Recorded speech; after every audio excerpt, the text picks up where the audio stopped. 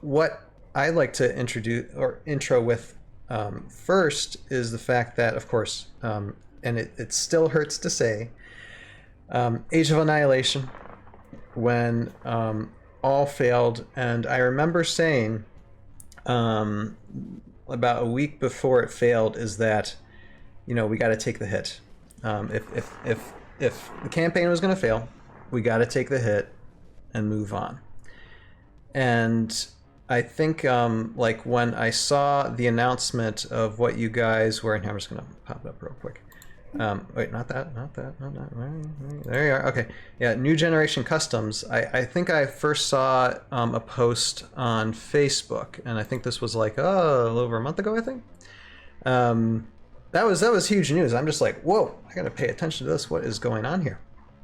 And this is basically, you got a group of guys, and I think this is exactly what like Avalon Hill, what Hasbro needs to see, is that the community is basically saying, we're going to do this with or without you. And without you, fine. We're going to still do it. And so I loved what I saw, and basically friended these guys pretty much right away on Discord. So I'm like, okay, they're probably going somewhere, and let's keep an eye on this. And now we got them on the show tonight.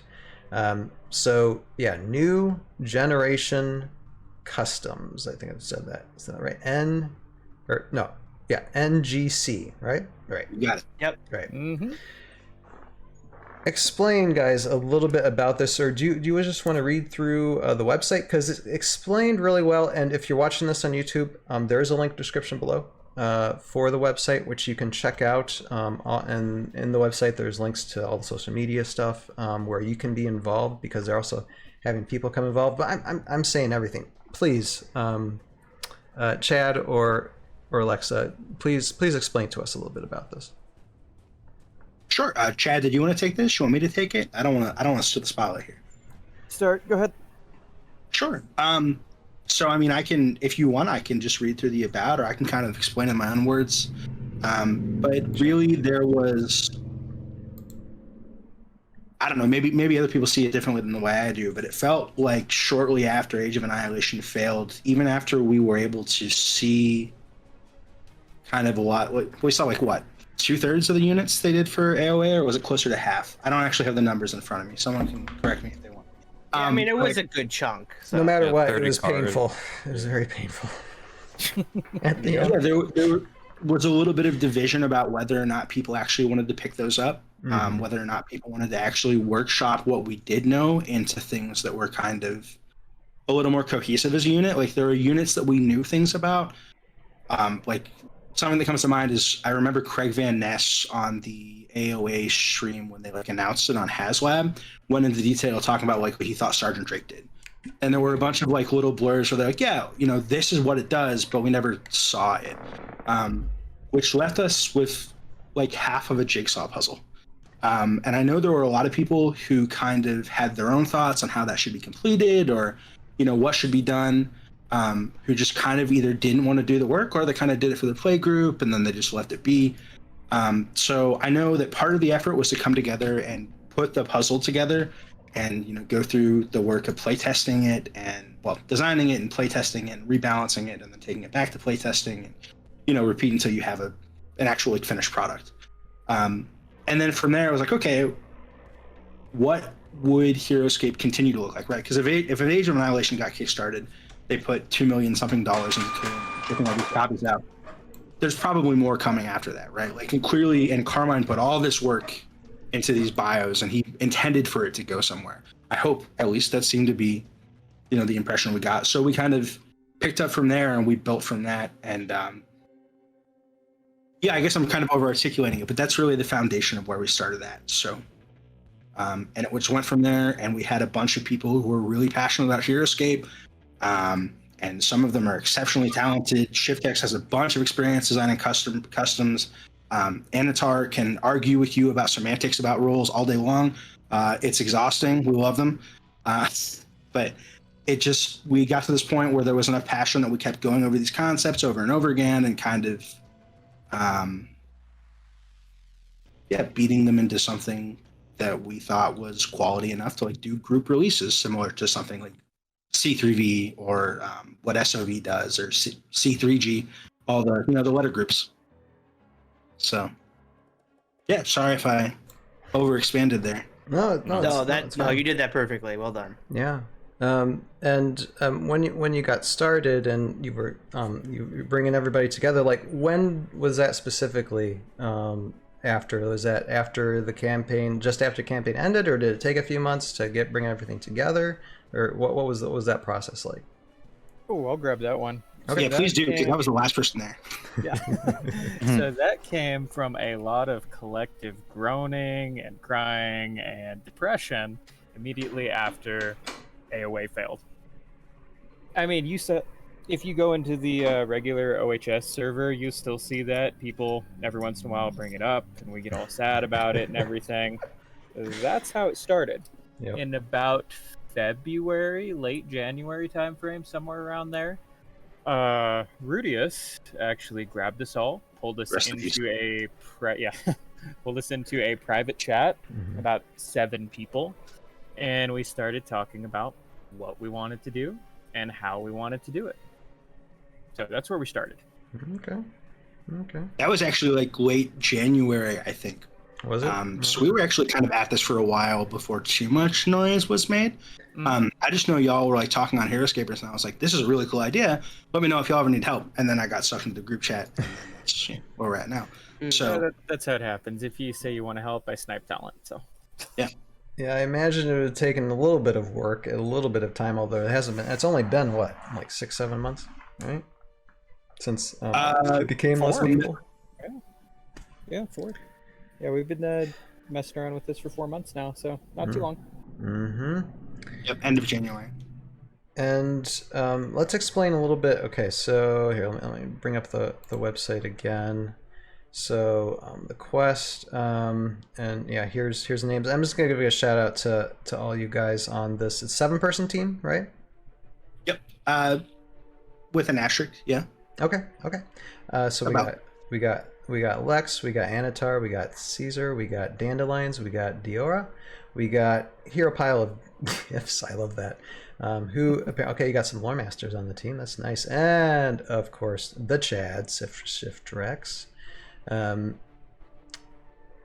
that might become a thing, Chad. I don't know. I have Chad jokes. Well, just that one, but I say it all the time. Hey, let's roll with it. It's good. All right, awesome. And now, when it comes to deciding on, and let's just get to, let's see here, now playtesting. Let's just start getting into the meat of the thing, the miniatures, what you plan to release. And actually, I'm going to go back to the beginning here, because you have a nice photo on like the countdown. You got the countdown clock here: 9 days, 15 hours, 7 minutes, 33 seconds as of when we're recording tonight. And and for those of you who are watching the stream, because I noticed that it is getting kind of in the red, so things are kind of jumpy. So yeah, okay, we might lose this. Actually, we've lost the stream. We're losing it. Really? It's still showing here. Okay. No, I'm seeing the numbers. It's like it's maybe jumping give it 45 everywhere. seconds. It's jumping everywhere. Now it's strong. Now it's weak. I mean, we'll keep on going, and I mean, it is recording. So even if the stream stops, I can still like do something with the recording later. Sure. Nice. So yeah. Anyway, I'm sorry for the interruption for those of you who are listening or watching, but technical issues are always fun, and I'm like keeping an eye on several dozen things at once. But anyway, Revna's Wrath, Wave 1. A nice little photo and miniatures here. And the cool thing is you invite the community to play test, which is a cool thing. You want to talk about that just for a moment? Yeah, 100%. So, like I said, do a lot of work over in C3G, and they are very big on the community playtesting. C3V is as well, to a lesser extent, but whenever we make something, we put it out really early. So once we decide that we want to make a unit, it goes through a process where we refine the idea, where we refine where it's going to be at in lore, start working on the bio, locate the sculpt. But as soon as we have a cohesive thing that we have bounced up and down and played a few games with, we want to put it out, because we think that adding Heroscape figures, especially in this new Age of Annihilation era, is super, super exciting. We want a chance for people to put it on their tables immediately, to mess with it, and to be a part of the process that refines it. That's how it's done over in Superscape.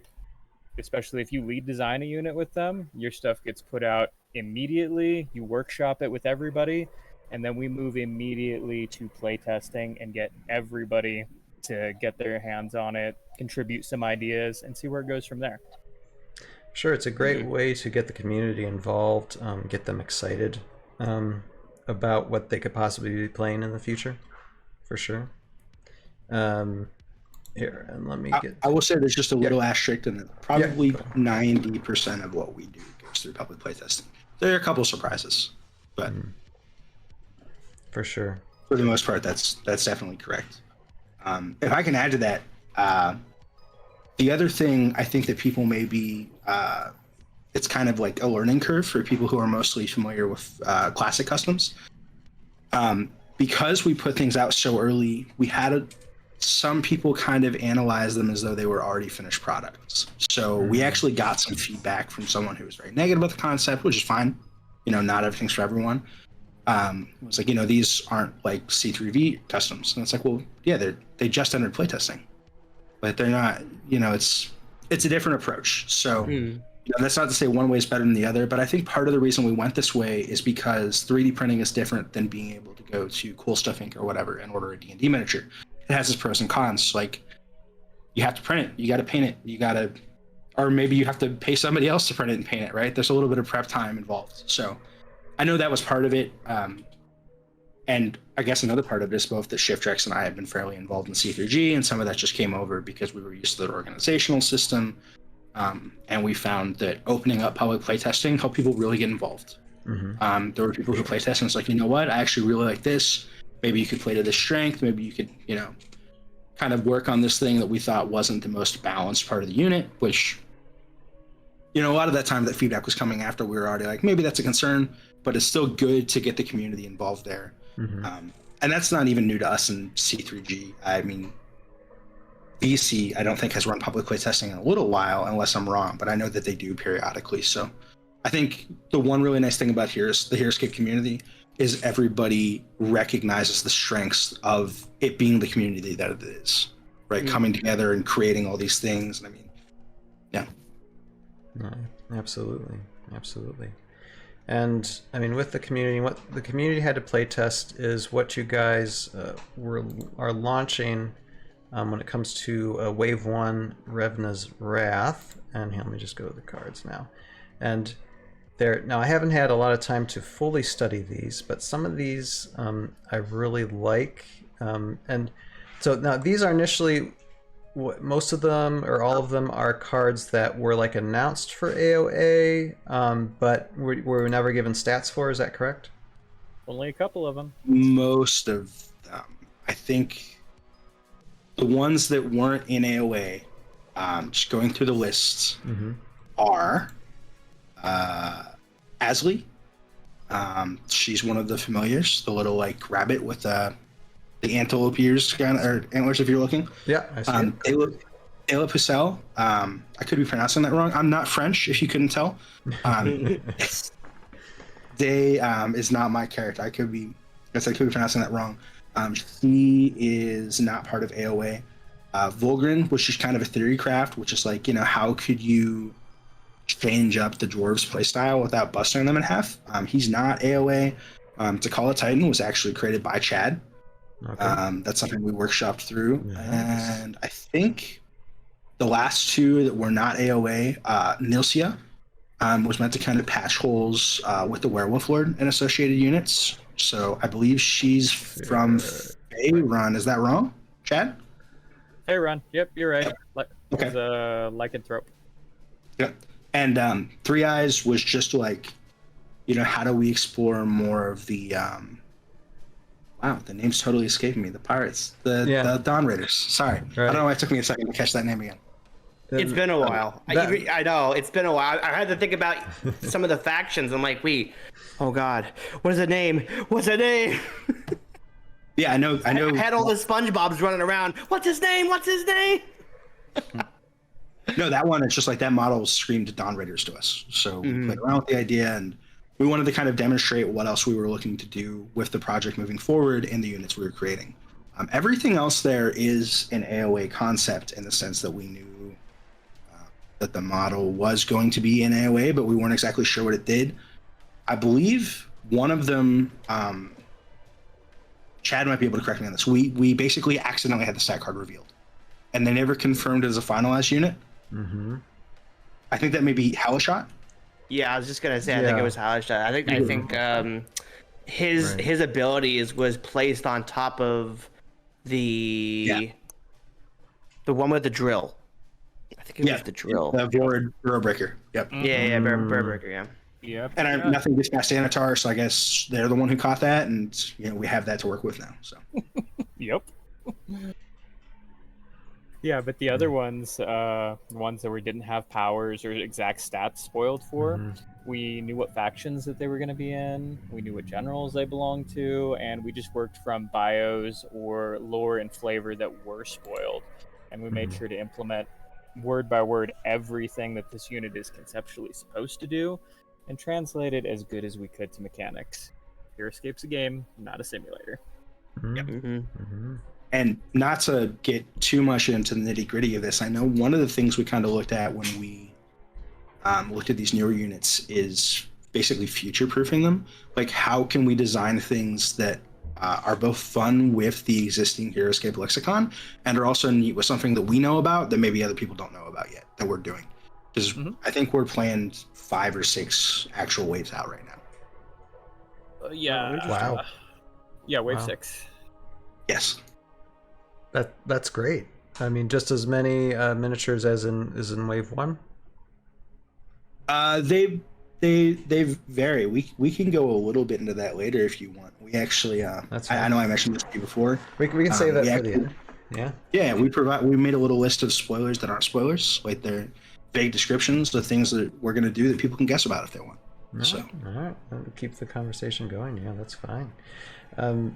Now, here, let me bring this up again. Now, the decision to come up with this first wave, how long of a process was that? Oh, geez. First wave to finalize? That probably took about 3 months. Okay. Yeah, because we were still working on that. Yeah, I'd say about 3 months. A good portion of the time then to figure out what exactly you want to release first. That we knew, I think, within the first 2. We knew that by March, what the layout of Wave 1 and Wave 2 were like. The actual work wasn't done, but we knew what was going where. I think that's what he might mean. Okay, yep. Okay, and then when it comes to figuring out, okay, what miniatures do we use, and I see you got STL files there, which is incredible for people because more people have 3D printers now, and they're more accessible, and fairly easier to use. I mean, it still takes, a little bit of know-how to use a 3D printer, but you have that option available. But I mean, so how was that process between okay, let's use miniatures that are already out there, or just create our own customs, or create our own 3D printed customs? Describe that process, because I'm sure that took a little bit of time to think about and go through. I mean, you're still going through it. People are still offering their ideas on Discord through that, aren't they? So, Chad, would you be okay if I took this one? Yes. Okay. So this is part of the art team preview, I guess. That's why I wanted to tackle this one. So starting out, it was a lot more complicated than where we're going to end up, because we really wanted to strike a balance between capturing the feeling of what we knew about these models that were going to be in the AoA box set, without choosing things that were player unfriendly. So there were STLs we looked at and we're like, okay, that might be great, except this in 20 pieces, and it's a nightmare to put together. or it's a $20 STL, and we wanted to think about how much these digital files cost over a period of time. We wanted to think about the fact that we know that people are going to go to Shrexy 3D. We know that people are going to go to White Knight. They're going to go to community printers. So we don't want to make it difficult on those printers. We've actually had conversations with Shrexy already because he thinks that people are going to be probably coming to him to get these models if they don't have printers. So we're trying to do what we can to coordinate that there. Some of it was tricky because like they're weird character concepts. Some of AoA got weird. I think that's part of the charm. There's a ball of bugs. You cannot just go find an STL for a ball of bugs. Exactly. That is a really difficult task. I want the bugs. I wish we had a better solution for it. I don't think we would do that again if we didn't have to. So part of it was just like, okay, well, how do we make this work with the concept we have? And some of it was like, yeah, maybe it would be better to go more with the bio here than it would be to the literal picture. Like a washer is an example where I don't think it's like perfect for the miniature, but is pretty good for the bio. So we really prioritized capturing the feeling of what was being described and the mechanics more than we did the miniature that, the department at Hasbro thought would sell best. Not that there's anything wrong with that. It's just that we felt a little freer there. But yeah, I know going forward with things like Day and Volgren and Three Eyes and the T'Challa Titan, I think a lot of those things were kind of top down. It was, okay, we have this really cool concept, or we have this really cool miniature. How do we justify it from there? Like Volgren Sure Shot came up because I saw a picture of a squat. They don't call them that now anymore. The dwarves from 40K. And I was like, why are there no future dwarves in Heroscape? And I was theory crafting from there. And I don't know how Chad came up with the T'Challa Titan, but I know that he saw a cool model and we went from there. Yep. No, I saw Rogue Idealist painting one of those the other day. That was really nice to see. And that was so crazy because he posted that link and he's like, come watch us paint it. And I missed it and I checked it out. I was like, wow, that's wicked cool. Yeah. And the day after, someone in my playgroup messaged me. He's like, yo, look what my friend painted for my birthday. And he sent me a picture of the beetle. And I was like, man, that's crazy. Now I get to see it on the table. That's awesome. Like, what a small world. And here, I'm going to just address, because we got a couple of comments in the chat. I just want to go through these just in case we miss them and just in case the internet cuts out, because it just might, it's bouncing everywhere. So we're really riding through an asteroid field, given the Star Wars Empire Strikes Back term. It's a bumpy ride. Yeah. I don't know about the odds of this, but we'll get through it. Okay, DieSpare1. Thank you, DieSpare1, for coming on board here tonight. Says, I guess I missed who is who. I only recognize one face. Well, as long as you recognize somebody, but we did introduce ourselves at the beginning. DieSpare1 also says, I hear you. I thought it was me. Yeah, it might be meaning about the internet. Yes, the internet, it's going in and out. So if you're losing, despair. Thank you. Okay, I like that actually a lot better. I like that name. But yes, the internet is coming in and out. So if you lose us, there's a good reason. I'm having a huge technical difficulties tonight, but I am recording this. So whether or not the internet jumps out or not, it will be recorded, and then I can review what's been streamed to the platforms, and I'll re-upload a good version of the recording on YouTube if I have to later.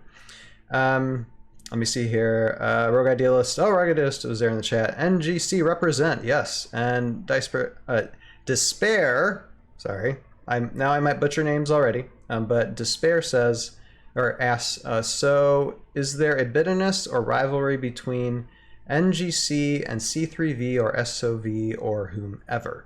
Or will all those people come together? I'll take for you guys to answer.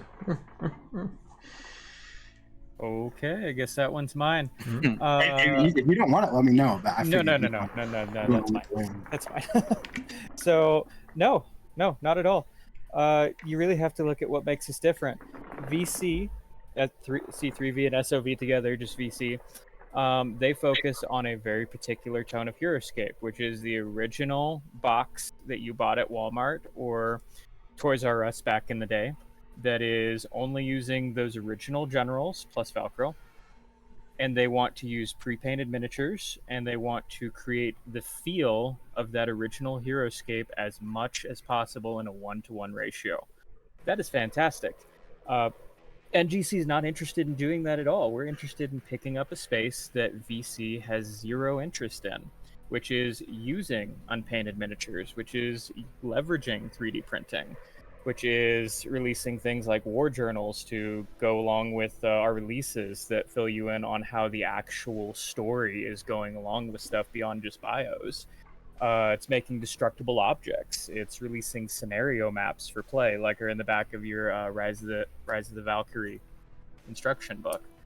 So bitterness? No, not at all. We're doing two completely different things. As far as coming together, I'm not sure what that's referencing. The next question that Despair has there. We are never going to be the same organization. No. We are doing separate stuff. NGC is going to make sure that our stuff doesn't break VC stuff or step on their toes at all as much as possible. But we're going to be doing some wildly different stuff. With our new generals, with the new era, with brushing up on old factions like the Wolves and things like that. Lots of different stuff. Heroscape is a huge game. There's tons of room in the community for people to pick up ideas and stuff that they want to do or see that haven't been touched yet at all. So that's my answer for that. All right, and thank you, Despair. I'll try to remember that that name in the future. Thank you for commenting. I think it's the first time Despair's actually commented on the stream. Thank you so much for the comment and the support via comments. And now, let's any other questions that you guys have first, Joe, Jason, Jeremy, about this process? Ask yeah, go a ahead, question Jason. about some of the STL things. And like the other customs, one of the problems they have is they choose old, pre-painted miniatures that are often out of production, and those become very hard to find and very expensive. I've looked into some of those, and comparing like some of the MechWarrior Dark Age miniatures they used, a similar one that's painted differently is worth like half the value of the official custom version or whatnot. Now with STL files, in theory, they should be more readily available, but even then, these designers can pull their files off the internet, and technically you legally can't distribute them independently without licensed agreements. Do you have any plans in place to make sure that 10 years from now that these STL files are still going to be around for people to print off and if they come back to your waves you're releasing? So no, but yes, I would say. First off, it's not universally true that we don't have distribution rights for these STLs. It's true for a lot of them, but there are some that we actually. I'm a merchant for at least a couple of the STLs that we are using. Okay. And that's a lifetime license. So that's good to know. Yeah. That was a cool thing that we looked into. I know that that's independent of NGC, but I know that was something that we talked about. I know that's something Chad has looked into. I know that file availability has been a part of the concern. And this is not me endorsing anything. I just know how people are. Once someone has that file on their hard drive, if no one can get a hold of it, they're just coincidentally going to have 5 more of them that they're going to put on the prize table. And I'm not saying that should happen. I'm not saying that it's right. I'm just saying that we knew that things like that would happen. Like right now, it's not technically legal to do metal recast of confrontation miniatures, but people are doing it. No one cares, right? Yeah. Right. It's not technically legal to distribute the STLs of miniatures for D&D and Pathfinder. People are doing it, and for the most part, the creators either were too small to know about, right? The community, not us as NGC, but the Heroscape community, or there's just not enough reason to care. And I would say that if we get to a point where NGC becomes big, but Station Forge pulls down the Three Eyes model or something, we burn that bridge when we come to it. It's a really resourceful community. You see people like, what's the word I'm looking for when you just like assemble files together? Like it's like a chop shop job, but kit bash. People kit bash crazy stuff. Like there was a guy who did the one Olar Kyrie, and he did it with like a Boba Fett model, right? That was the Heroscape community is so resourceful that I'm sure we'll figure out some kind of alternative. Do I think it could happen? Yeah, I think it's less likely to happen than it would with miniatures that just over time go out of print. And I think the other issue that at least I'm keenly aware of, and I'm not sure how shared this is across NGC, is look at the landscape for miniatures. Pre-painted miniatures are not as big as they were 10 years ago. They're certainly not as big as they were 15 years ago. And that's not because they're not popular. It's because the world has changed. They're not as cheap to produce. It's not cost effective. I don't think it's impossible that 10 years from now, we don't have affordable D&D or Pathfinder minis, right? Like eventually these will dry up for better or worse. That's just what's going to happen. And so part of the hope was like, I was really hoping that AoA, when I thought it could be a thing, would crack open the community, right? Would help people like kind of embrace, okay, I just need to accept that I'm going to play with unpainted models, or I'm going to learn to do, speed paint jobs. But sorry, I got off topic here. Miniature availability was a concern for us, but I think that this is a step in the right direction. I think that it's still possible that things become unavailable, and it sucks, but I think it's less likely than it is with like the RAM army box. Absolutely. To add on to that, it's very rare that STLs get pulled like that. The likelihood of a pre-printed miniature supply running out versus an STL running out, especially when everybody at NGC is going to buy that STL, it's a rather unlikely event that it's just going to disappear completely. I think the one thing we are very cognizant of on that front is avoiding things that are very likely to get copyright striked. Right. That's what you don't have to be in legal issues when it comes to like Hasbro. That was the coast of that. No, they're a different problem. Avalon Hill. I wouldn't expect this to do Space Marines. Right, like those kind of things get copyright striked. Yeah. Now, one thing that I was always thinking about, because everything you guys just talked about is I 100% agree and I love. But the one thing that I always thought that would be awesome, because there's so many different artists out there making creative new 3D prints, stuff like that. Everybody can hear me, right? Yes. Yep. Yes. Okay. Making 3D prints, is it possible to even maybe in the future crowdfund something where we can pay for an artist to say, hey, we're looking for steampunk animal sitting in a giant balloon, or we need them with wing packs, steampunk design, and it's a brand new original thing. It isn't Void Glide Strikers, but it has that essence to it, and we own that figure. We, as a community, we own that we can use forever. Is that ever something that possible? Or even, like I said, if it wasn't, you guys think something you thought about is there's that is an idea. Joe Crazy still wants to save the Void, by the way.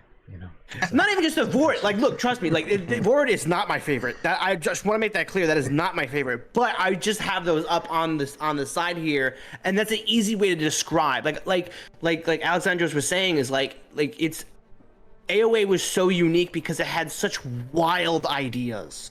Like the fistful of bugs. Like, it's so awesome.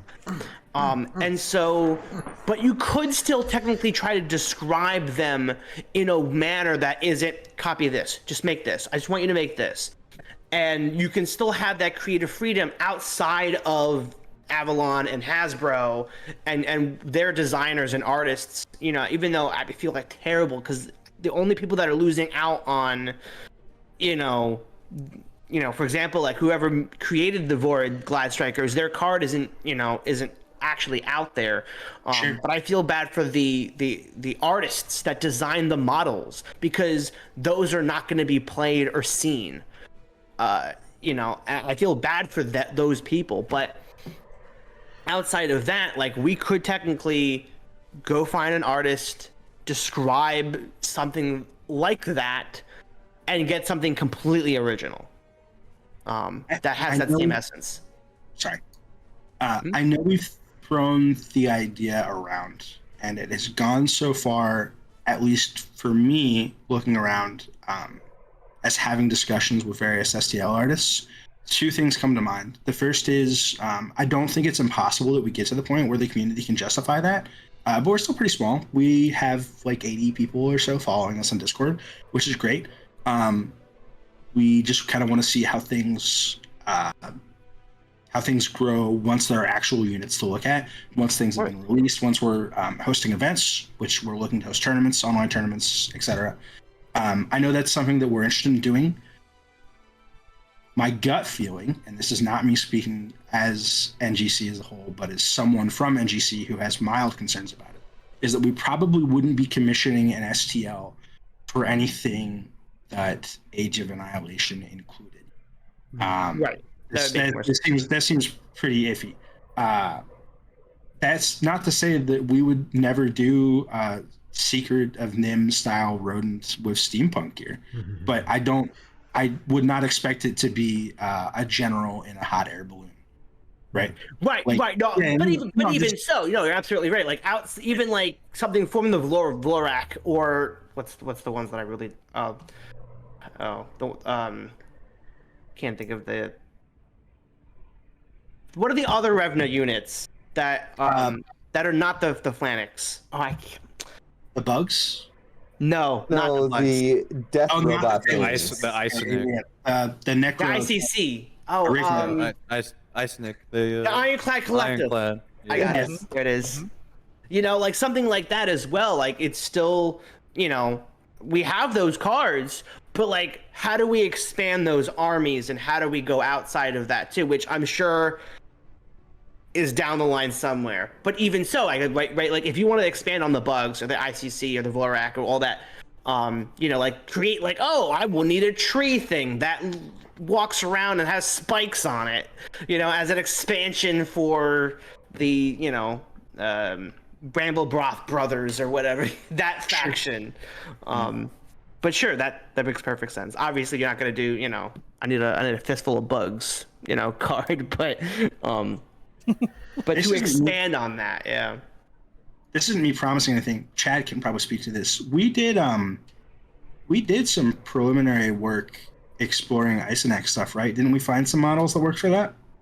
Lots. Yeah, that's not me promising anything, but I know that that's probably not something that we would have an issue finding models for. Yeah. Like just like robot stuff. Like, there's probably thousands of stuff on there. Because I love Etsy, so I travel and see what kind of cool stuff is on there. There's like, definitely. There's so much. The one I think we actually struggled with most with like, okay, how would we find STLs that expand a thing in Heroscape already? Actually, was the Morrow. Yeah. That was one that was surprisingly for us. I could see that. We've had a couple of things to explore, but I know that that's always something. If you're listening and you're like, I know what I'd use, feel free to drop us. Yeah, feel free. They're open. They're ready. I mean, you guys. I look at your Discord every once in a while, and it's really cool to see the amount of interaction that people have with you guys. Offering their suggestions or whatever, and all the feedback. So, yeah, that's a lovely thing. And anything else from you guys? Because I do have a question. I have a thought, and this is one thing that I was noticing earlier, was the fact that I think you guys are focusing a little bit on the lore side of things, on the story, like behind some of these miniatures you're creating, which that takes a little bit more effort, to come up with a story that tends to fall in line with Valhalla and the characters already in there. I don't know if Jeremy wants to, I don't know if Jeremy studied a little bit on this or wants to speak on this too. But describe a little bit of that. What do you guys have in store? Because for us story-minded people, this is going to be an interesting thing. So explain that a little bit. Chad, am I good for this one? You want to take this one? I feel like I keep taking them all. Okay, my turn. Oh, yeah, go ahead. Okay. So, story-wise, what you guys should expect is storytelling specifically in the Age of Annihilation. A lot of it's going to revolve around introducing and talking about the motivations of the generals and where the current war is. Because, I mean, looking back at Heroscape, every time you got a wave was theoretically something happening in the war. You have, I call them war journals, events that were happening that brought these figures to the battlefield. That is exactly what we want to do. We're not just stopping short at bios. That's kind of how we're picking what units get released. And oh boy, what am I allowed to say? Scroll back up to this thing. I mean, if you want me to get in trouble, let me know. No, it's fine. Like we're going to be introducing 2 new planets because as part of what we're doing, I'm super excited. Yeah, we're not using VC planets. We didn't create those. Those are part of the VC canon. Our canon is AoA plus classic, so we're building on top of that. Is there any other like super specific question that I can maybe answer for you? Well, let's say when it comes to the lore, how far, like you explained a little bit about what you're going to do with it, how far are you going to dive into that? Is there going to be opportunity for like narrative storytelling, or are you just going to be talking about like descriptions of characters that a person will be using and just a little bit of background? Or is there going to be like, would you make journals? You know, is it something that's going to be that extensive? So you're talking about Thorman's journals, right? In essence, yeah. Yes, expect that from us. Awesome. I would expect some with Wave 1 in 9 days. Yeah, the ones for Wave 1 are going to come a little bit after release as far as that. But yes, expect Thorman's journal style storytelling for what's going on. Very nice. So if I can actually expand a little bit on this is something I'm really excited about. For sure. I am not the lore lead, but I've been pretty involved. God knows I did not need another thing to volunteer to be in charge of. That was going to be a problem if I had my hand in every pot. We're really, really excited about this. We have probably about 1.5 years worth of lore that we have planned out. We're like, okay, we definitely want to do this and we want to see where we want to go. And then we know where we'd go for another 3 or so years if we really enjoy doing this and the community's into it. I know that one of the things that I think I've kind of been pushing us to model after is like the old Magic story structure where they would, and I don't mean what they've done with that game because it's a mess. I just mean that like the way that they would release, these short stories and you could kind of tell how they all went together and you'd get this kind of example of an overarching narrative. So it was more than just like, okay, we have this Thorman's POV war journal and a couple lore blurbs. It was okay, how can we use these short stories to like string them together and draw a bigger picture of Valhalla? And more so, I think a lot of this is like the basic skeleton of what we're doing was very top down, and that we decided kind of what we wanted to do with this story. And then each wave kind of moving forward basically has a theme to it.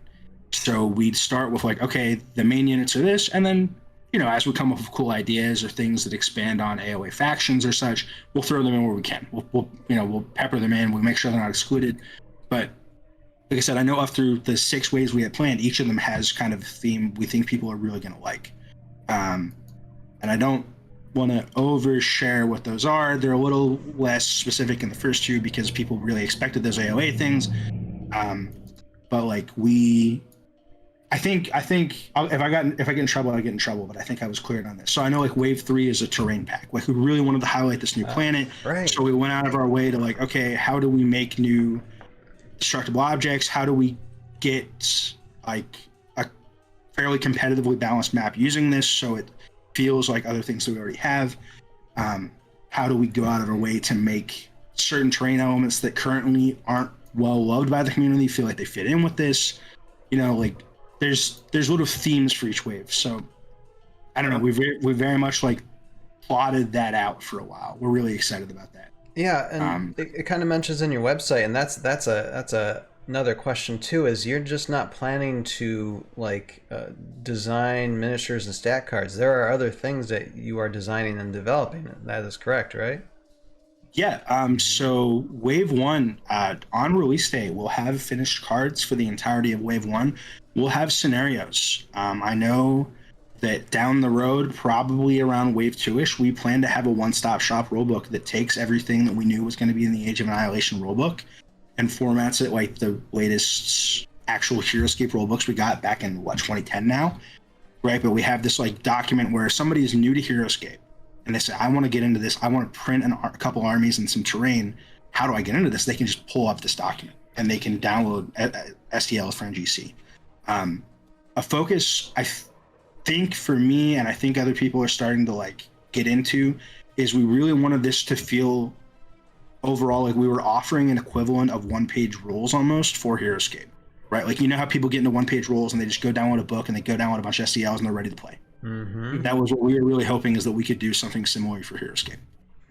Right, and it says right at the beginning, when you hit about NGC, and it says at the very beginning of our quest, and it says to provide fans with awesome, high-quality customs, scenarios, and terrain. So it's not just the customs; it's also scenarios and terrain.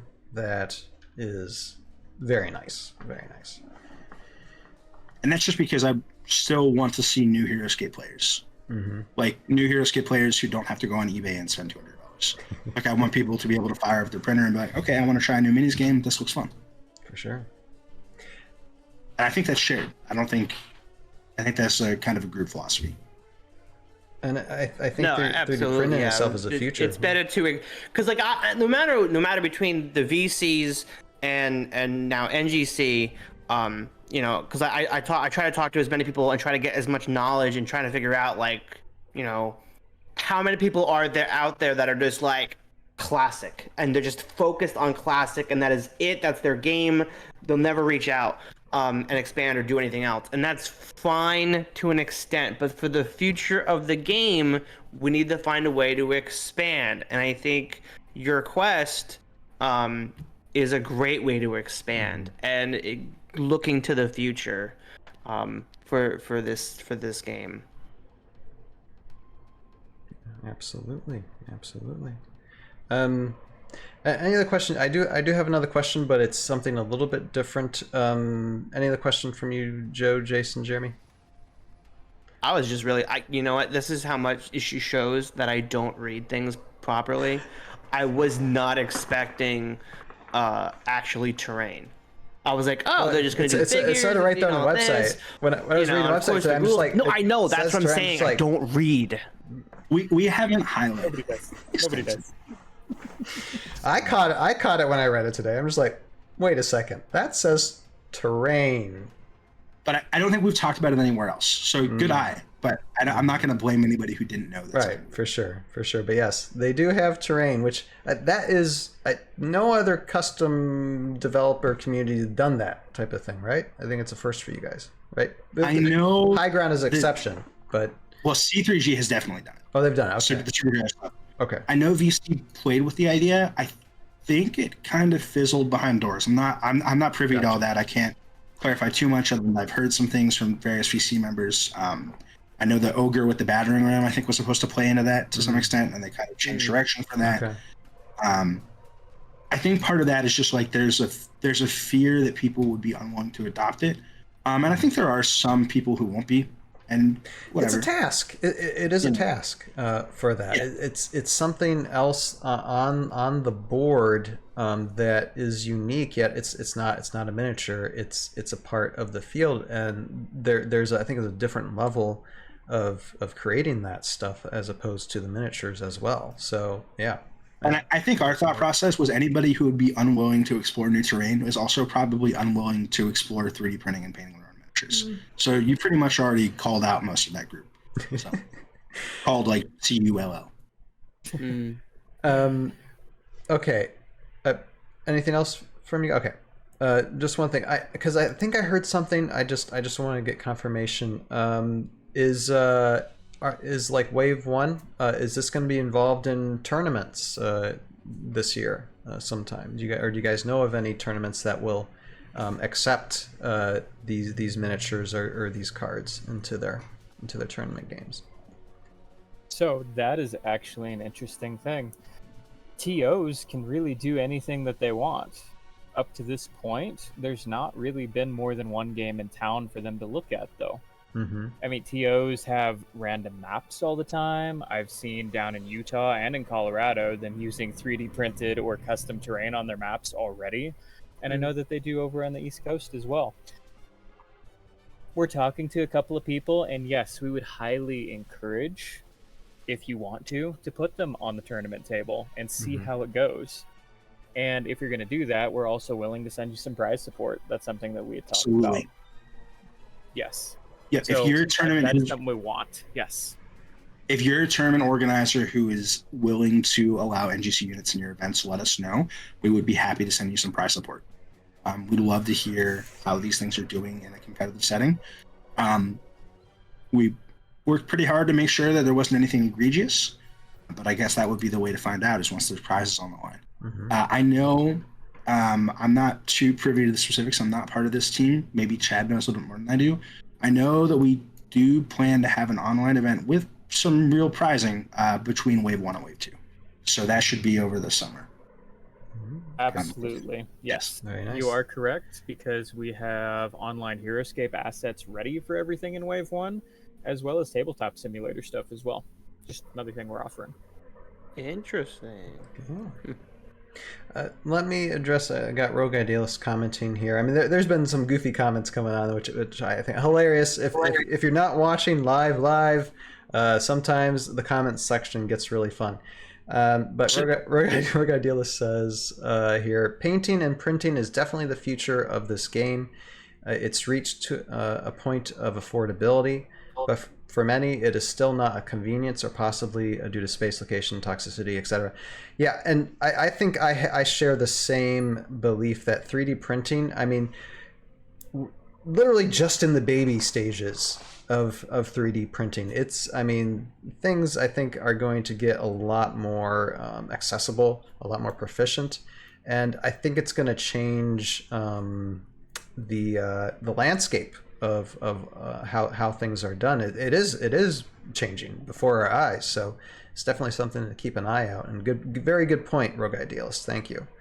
When it comes to that, anything else? I want to tag on to that. Yeah, go ahead. Go ahead, Chad. Especially for space and toxicity.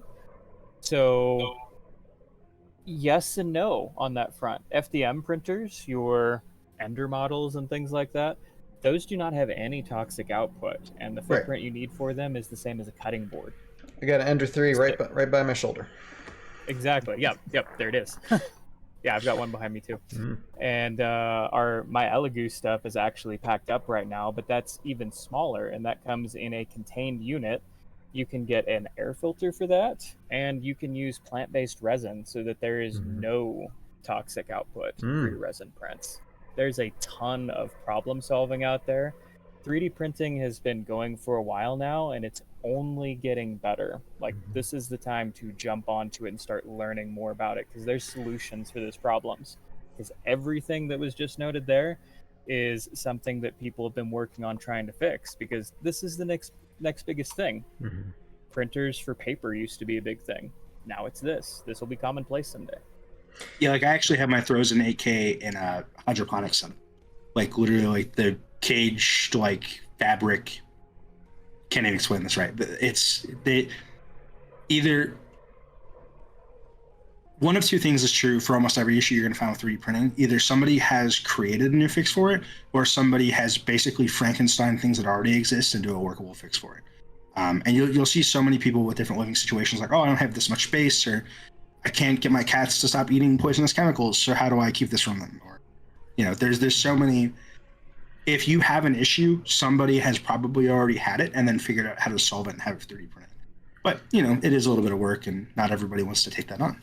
So that's why we're lucky to have Trexie and White Knight and people like that who are willing to print for the community. And there's one I'm missing. There's another guy who's Jesse Pollard, I think. Something like that. It sounds familiar. Yeah.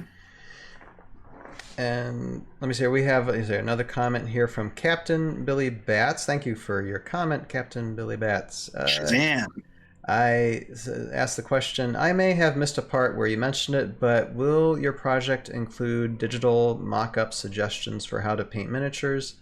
And or will it include specific paint color suggestions for each figure? I haven't gotten into painting yet myself. Yeah, some of us are beginners, for sure. But yes. So I will do you one further. Yes, there will be paint guides, but there are also going to be paint videos. If you've seen Rogue Idealist video, we sniped him immediately afterwards. So he is part of our team now. Oh, he's part of the team. Okay. Yeah. That's why it was funny to me when you're like, he's asking questions. I was like, why? He could just ask. He's part of the team. He's He could probably just saying ask he us. already knows the answers. He's just like he wants to get them out there. Probably he's like He's eating the questions. But He's yeah, just- that's Rogue's department. There's going to be videos of him doing an awesome paint job, far better than I can do, and it's going to be really helpful to all of us. yeah. And Rogue Idealist, one of these days. I mean, I've already like kind of halfway invited you on this. Eventually, he's going to be on the podcast anyway, for probably different things, but it might bleed into this as well, for sure. Go ahead if I interrupted you guys. I'm sorry. Not me. No, okay. Despair also says, not pretty minis on an FDM. They look a lot worse, and plant-based resin is more brittle than with ABS like resin as well. I was just mentioning a person in a studio apartment won't be able to set up all that, but okay. Yeah. Well, Yeah. you know, we have some fixes for that too. Like if you can't go to someone like White Knight or Trexie, we actually offered and are still going to send miniatures to people who help playtest. We'll have more initiatives like that. We'll probably, that's big asterisk on that, be doing things like giving away gift cards for Trexie's store when we do online events.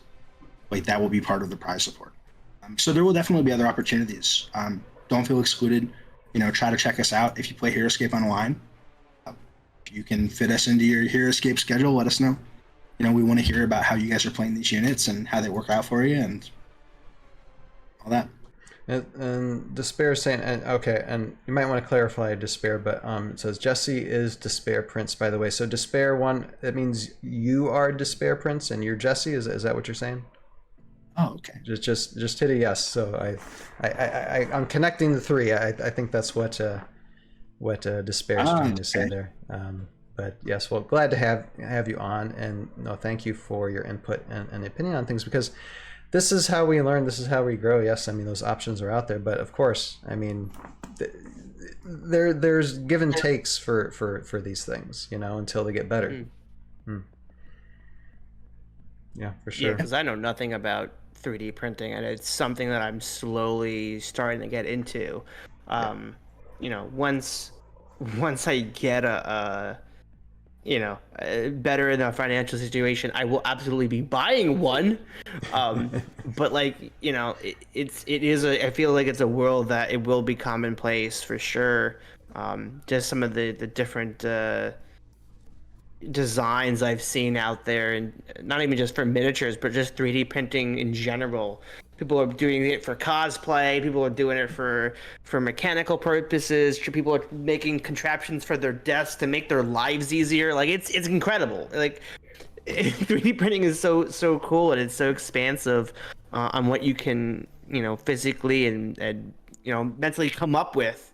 It's truly endless. So being able to utilize that to expand our community for Heroscape, I feel like it's finally time, and I'm so glad that you guys are using that, because I've always thought and would hope that, you know, at the time before you guys showed up, that, you know, VC would be like, oh, they're gonna have to go into 3D prints because, you know, things are getting more expensive, and it's, you know, please, you know, get into that. Etsy has endless of prints, just, you know, go after it. But that's where you guys come in, and that's awesome. I love that. And Despair says, yeah. He said, I think it was Lexer Chat said Jesse Pollard. So yeah, apparently, okay, Despair Prince, and I'll try, like sometime in the future, if you're watching this on the live, like the live stream video or the video that I cut of this interview and put it on the Tales of Value YouTube page, I'll try to make sure to get all three of those 3D printing websites down there, so you all can access those. But yeah, Despair Prince. I feel like we doxed Despair. I feel like we just doxed Despair. I hope not. We did it backwards. We were like, yeah, Jesse Pollard. And it's like, oh, yeah, I mean, I guess I have to take the Scooby-Doo mask off. I didn't want to do any mask unveiling. It's just, you know, that's things happen sometimes. It was no intention. It was no intention. I'm just trying to promote people as best I possibly can. Okay, please don't make me melt down. All right, now, how about before we close this interview, talking about this, because I'm sure we'll have you guys back sometime in the future when you release Waves. All right, thank you, Despair, for being so. We're gonna hold you to being a that. sport. Yeah, for sure. No, I mean, when these waves release, we definitely want to go through the cards. We've done that with the last C3V release, and definitely we want to do it with you guys. But before we close, you said you had a couple surprises tonight, so let's have the goodies. Let's see the goodies. So we thought we'd actually play a game with you guys where we tried to find vague ways to describe things that are coming up, and then see if y'all wanted to take a crack at guessing it, and maybe there's one or two things we can confirm. If that sounds fun to y'all, we'll try it out. Yeah, that's new to me. That sounds cool. Let's go. Okay. All right. Yeah. I'm gonna just so he has it. I'm gonna PM Shift Tracks the list again so we can see it. Maybe we can alternate. Okay. You sound good. Yep. You go ahead, kick it off. All right. So I think we teased this earlier. So we'll have this first one be a freebie. But we've got multiple game elements coming up, which will enhance the usability of an infrequently used terrain set. So if y'all feel like guessing, you're welcome to. And I'm pretty sure you can guess. What was that? Marvel set? The Marvel set? Yeah. Because like even with tournament scenes, like they're just slowly. There was a huge debate earlier last year, I think, It was like about ladders. Yeah. Yeah, the ladder. The Debate. ladder debate, still hilarious. That's slowly still going into tournament scene, but then even Marvel, just because they don't have a lot of sets, Right. they're still slowly never used them, and it's like, what? That's wild to me. Our hope kind of with Wave 3 is that 2x Marvel and then one copy of the Wave 3 terrain feels like a real map. Okay. We'll see if we get there. I don't know it'll be the best. I don't know if you'll be like a competitive map from that, but we were hoping that you could kind of make something that feels like it fits into Heroscape. And that kind of plays into, I know y'all didn't ask about that, but I know we said we were kind of looking at 2 new worlds, which we feel are pretty interesting gimmicks and kind of tackle things Heroscape hasn't done yet. So we're hoping that Wave 3's terrain pack can kind of, expand on that. Like I said, we already teased that earlier, so I feel like that one's a freebie. So I will go to the actual first one we have then. We have a historical unit where the figure or figures use double bases. Okay. Historical unit. You've already had the Templar Knights in the original games. You could be thinking cavalry. The type. samurai Yeah, so it's not brand. It's not the what's here? Samurai cavalry. Not quite. Anybody else want to guess? I know that was teased years ago, but I don't know if anyone actually worked on it. Civil War cannons. Civil War cannons. Oh, that's close. That's closer. Oh wow. Okay. Close. Joe's not summoning people. Joe's summoning machines. Dude. Like, he's like, mean, I look, don't need soldiers. I know more interactive terrain would be a lovely thing. We need physical turrets that people could attach to. Like I need a Morrow Joe to be like, all right, staff over here, give me a cannon. Like, Let me give another hint for the same cue then. The character is not visible at all in the model. Wow. We're super excited about this one, but if y'all are done guessing, we'll move on. Let chat tackle. I got. Something. Is it the fully bike? scared. Wasn't that? Is it that like an bike? Abrams tank? Was it the bike that everyone was talking about? That's so close. Abrams' tank could be a lot bigger than double based.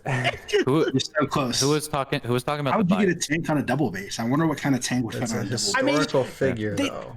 The Ironclad Collective giant thing is on a single That's what I was base. thinking. That's what I was That's thinking. pretty But that's not a close to historical That's Abrams' not- figure. tank scale for a Hero Yeah. Joe's It's like, No, so this is actually, I think this one is going to be the one that raises the biggest eyebrows. But all I will say is that the M4 Sherman tank is technically only like 10 or 12 feet long. Oh. So, just in theory, if that was something we would ever do, it could theoretically fit on a double base. Right. Despair saying Paul Bunyan.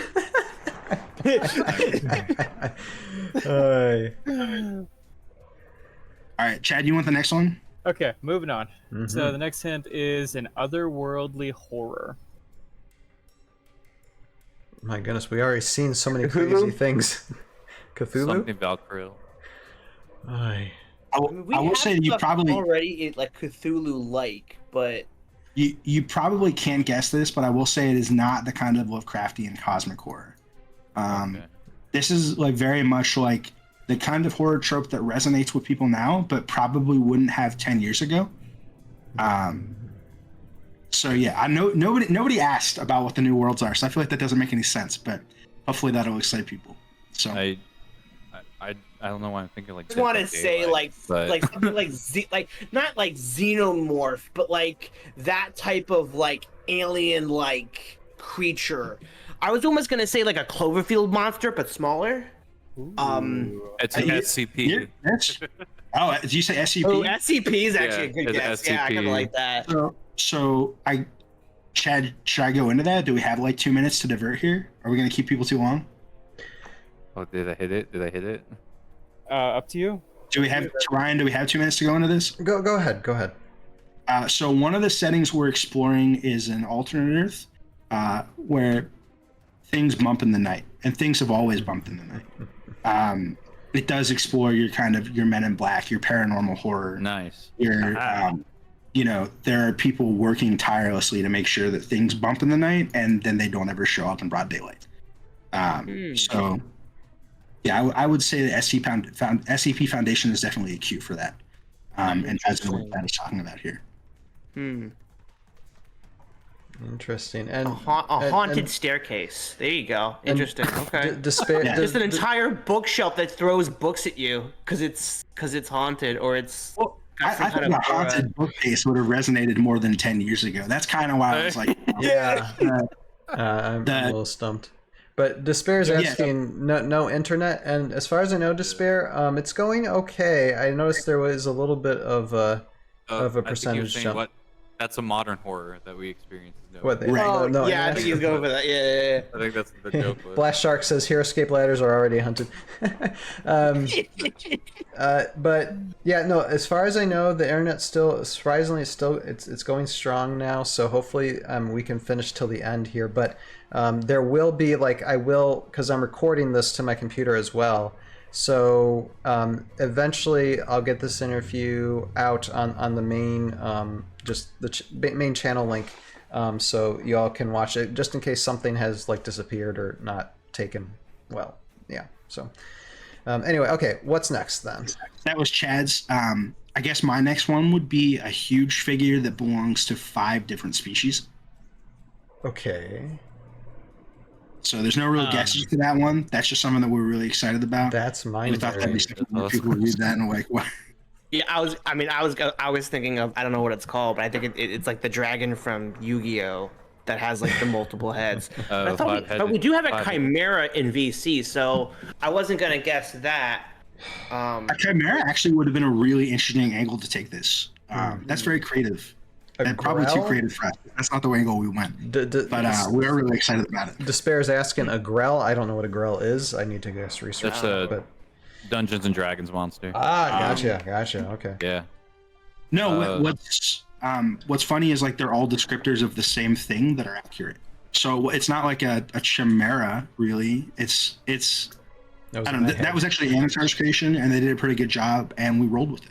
So it fit a theme that we have coming up. We're really excited about. So wow, it sounds like you guys have really invested a lot of thought and just basically having fun with it. Because if you're not creating new things, you're not having fun. If you're having fun, you're usually creating new things. So yeah, that's yeah. Well, I think that's the fun part about finding models or even commissioning models and kind of doing whatever you wanted, because when you're stuck behind the wall of just finding units that you could find that are already painted, there's a ruling limitation that you have.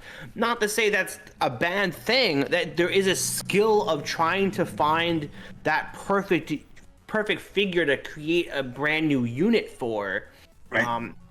You know, rules have always made the creative space way more interesting, but once you break that wall, and can say, you know, let's go wild with this, because, like you guys said before, AoA, they broke some walls. They tried some new stuff. Or even the other way around, like to VST's credit, they're in a really hard situation where there's only so many miniatures that are commonly available and also interesting. And when you're that restricted, restriction breeds creativity. So they're doing a lot of great stuff with the assets they have. I mean, I don't mean to downplay that. So there are pros and cons to both methods, which is the being able to pick anything you want off the shelf, or, you know, I have these tools, what do I do with it? For sure. Oh, absolutely. All right. Chad, Anything Chad's else? turn. Anything else? We got a couple more. I think it's Chad's turn though. All right. Okay, let's see. I'm going to skip ahead to one. I'm going to pick a unit which will help you reuse a widely available unique from Classic Heroscape. So we're talking about any of like the OG Swarm of the Morrow characters, maybe? Oh, possibility. Okay. Yeah, I hit it. I thought I might have hit it there. No, Okay. you're close. I wouldn't say you hit it. Wait, repeat that one more Stealing time. my thunder. She got so excited. So excited. I'm just like, oh. Deflated balloon. My hand's on a Sergeant Drake Alexander right now who flies in the air. Okay. Oh, Oh. so close. He really is. So, I suppose humans, but thinking. But If you give one of my airborne elite characters a way in, like a general toothpick, I would literally hop up on this desk right now and just start jumping for joy. I literally. I think we need to send him a gift at some point. Yeah. What if we gave you a use for 3 of your airborne elite figures, I literally weep tears of joy. but not the 4th? I'm okay with that. There is actually things I plan to do with these characters in the future, and that's all I'm going to say about my plans There you for go. TOV. Keeping secrets too. Uh oh. So I guess for my next one, I think we only have 2 more we can really share here that we kind of didn't already.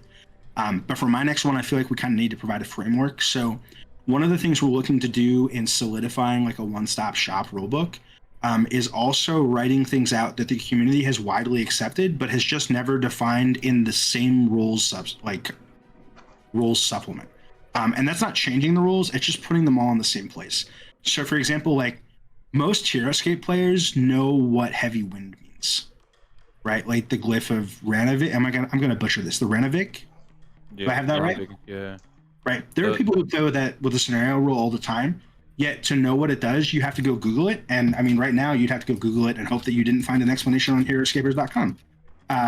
You'd have to find it somewhere else. But like, there's no reason that like you couldn't have weather conditions defined like that. And once we already realized that, we thought, what if we had time-themed map and scenario rules? So that's something we have coming up. Yeah, y'all can probably guess. There's not really too much ambiguity behind what that means, but we're kind of excited about that. You know, kind of like a map modifier, almost like this map has heavy snow. Are you talking about a wellspring type map? You're talking about time? Time. Well, that's interesting. That's a little more cosmic. That's no, we mean more like You what do time things that, happening. yeah, like a lot of games have battles take place at dawn or evening, where the first 2 turns of the game have limited range, or the last 2 turns have limited range, or you go full battle tech and drop a tornado on the battlefield. That'd be awesome.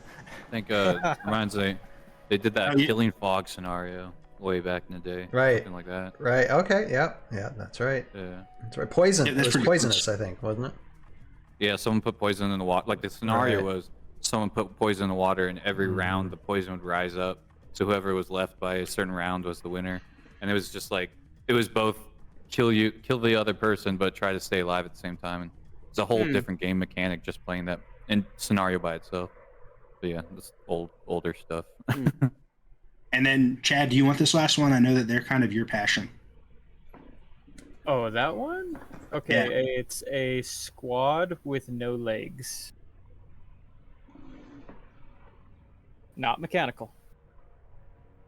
Slugs? I mean, you got some Well, flying you got creatures. serpents. You got snakes. Bats or something. Yeah. Yeah. Not many things have legs, or not have legs, unless they got their I legs. think this is chopped off. something that people kind of acknowledged having been done by in Heroscape, but not as a squad. Hmm. And probably Vipers. isn't. Wait, no, I'm stupid. There were 2 Viper squads. Yeah, Three Viper yeah. squads. No, I was thinking it's still there too, but no, that Oh, won't be it. snakes, yeah. Snakes in my head. And when I say Heroscape is done, I guess I mean more like the customs community and stuff. Ah, Like, okay. You know, they don't survive well when they fall off dressers. Oh, worms. Nice. And Yeah.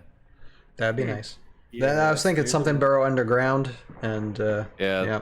Okay. That was The burrowing underground from the what they call it burrow breakers, right? Burrow breakers. Yep. The word. The burrowing underground, that stat from those cards, that's one of the things that blew my mind when AoA came out, is the fact that you can use underground, you know, that battle skill would have been so fun to play. If you guys find a way to integrate that into some of these, oh yeah, that would be fun. I gotta protect my OG the Earth Elemental though. It was the first on the ground movement. Mm-hmm. actually, the board, that was something I know was going to be one of our hints, but then we kind of like poked at it earlier. We were going to say that we have a unit that expands upon an AoA faction. I think that's actually a Chad design. I don't know what he wants to share about that, but if anything. Geez. We've got a lot of those, like, just by that descriptor, I can't even remember which one that's supposed to be. Well, what were they just talking about? Oh, those? Oh, yeah. Oh, that's going to be fun. Yeah, there is a unit Nice. coming up that's going to be 2 individuals in lore, but they take up one double base. Huh. Interesting. Huh. Well, I just mentioned it because they said Vorid, so now I spoiled it. Vorid. They belong to the Void faction. It's gonna that one's gonna be kind of cool. It's gonna be kind of a zany, go hard type of unit. It should be a lot of fun. Very nice. And they stay together because it's a 2-man machine. Yep. They're holding something that takes 2 people to operate. Very nice. I like it. Anything else? See that? from these? Actually, I love this game. I wish we could play this game forever. I think we're going to. If I it's can't up wait to us, I think for we're going to. for Absolutely. waves 3 and 4, and we can, or 4 and 5, and we can do it again. Oh, please invite us back. We'd love to. Yeah, please. And we, you guys know this, but we have a kit coming in the mail to Joe and Ryan. So Seriously? y'all have to let us know once you get it on the table how it is. Oh, absolutely. Okay. Yeah. It'd already be shipped, but the bugs are killing me. You have to print so many bugs. Okay. Oh, Well, yeah. That's fine. I mean, like I said, done with TOV like in almost a month, so yeah, I'll have time for that. For sure. Excellent. All right. Before You guys have we any other questions for us? Oh, sorry. Yeah, no, I was saying before we finish, there was 1 or 2 more comments here in the chat that I do want to cover. From Captain Billy Bats, says, if the game were to eventually develop a competitive element / tournaments, will it be figure agnostic, or will you need to have printed the specific STLs to participate? So that is just going to work how Heroscape works now.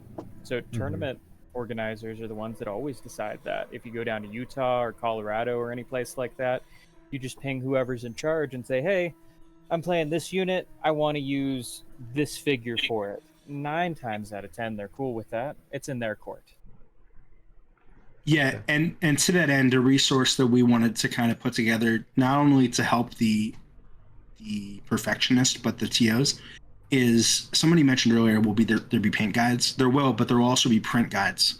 So if there's something weird going on with the unit where it requires some kind of weird support setting, or we found something that makes printing it just much easier, or we print it at a weird scale, like we printed it 65%, I think one of the units we have is printed instead of 100, we're going to include that in the book.